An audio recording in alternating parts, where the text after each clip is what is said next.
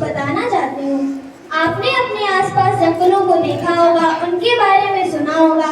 आइए आज आपको ऐसी ही कहानी से परिचित करवाते हैं जिसका नाम है जंगल की पुकार, पीकू की गुहार।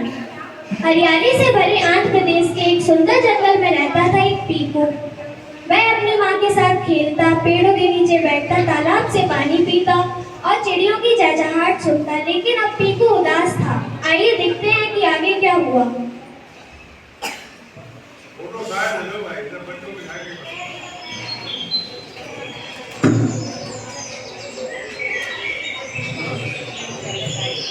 माँ, कुछ तो बदल गया है।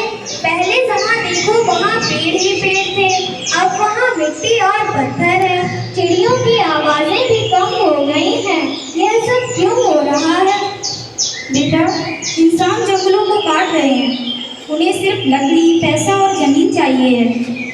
लेकिन ये पेड़ ही तो है जो हमें छाया, खाना और भोजन देते हैं। पेड़ है तभी बारिश है, तभी हरियाली है और तभी हम भी हैं। लेकिन माँ, अगर ये सब खत्म हो गया तो हम कहाँ जाएंगे? हमारे जैसे जानवर कहाँ रहेंगे? इसीलिए बेटा, हमें जंगल की रक्षा करनी होगी। सिर्फ हम जानवर ही नहीं, इंसानों को भी समझना होगा कि अगर पेड़ नहीं होंगे तो जीवन भी नहीं होगा। आइए माँ, और जानवरों को बुलाते हैं। ठीक है बेटा, चलो।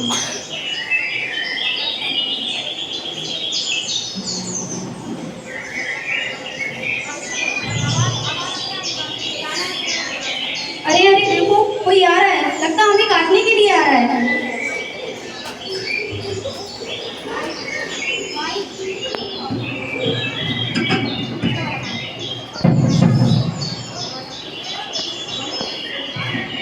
अरे वाह, एक और पेड़ गिरा।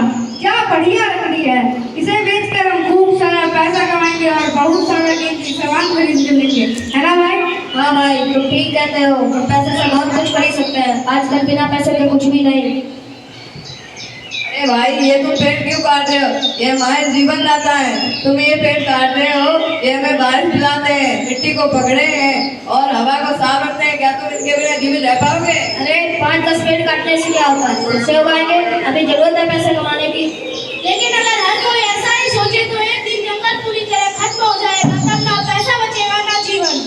हाँ भाई, तुम बिल्कुल ठीक कह रहे हो। हमें पेड़ों को काटने से बचाना चाहिए, क्योंकि पेड़ों से हमें कितना कुछ मिलता है। जरा हमारे भविष्य को तो देखो, इसका क्या होगा।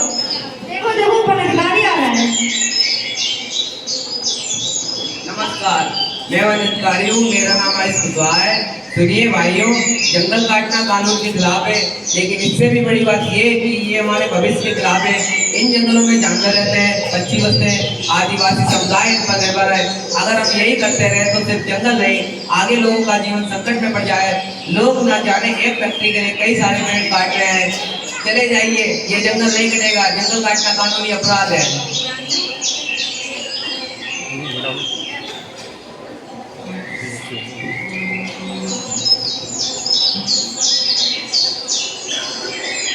माँ, सभी जानवरों को इकट्ठा करो।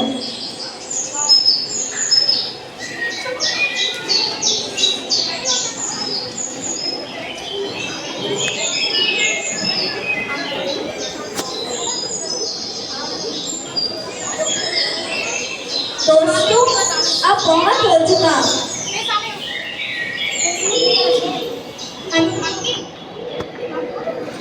हमें जो बैठने से कुछ नहीं होगा, हमें आवाज उठानी होगी। हमें इंसानों को बताना होगा कि जंगल सिर्फ लकड़ी नहीं, हमारा घर है। हमें उन्हें समझाना होगा कि अगर पेड़ कटेंगे तो सब कुछ खत्म हो जाएगा। पीकू बेटा, आज तुमने जो बोला वो बिल्कुल अच्छी बात बोली है। हमें इन पेड़ों की रक्षा करनी होगी। चलो हम सब मिलकर प्रयास करते हैं। सभी लोग खड़े हो जाओ। हम सभी को प्रयास करना होगा। इंसान, जानवर, पेड़ पौधे सभी को आना होगा।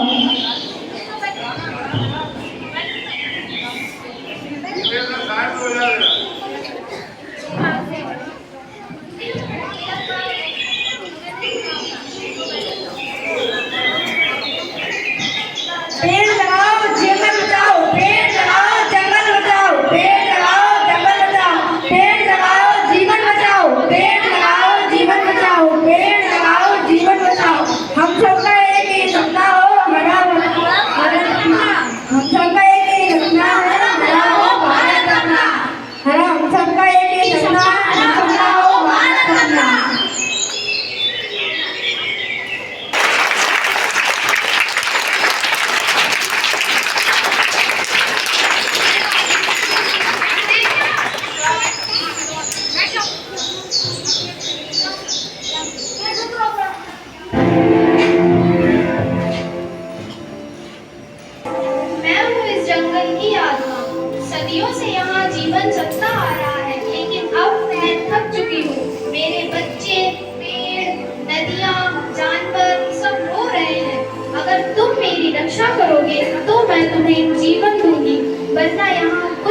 बचेगा और तुम्हारा भविष्य कुछ नहीं होगा।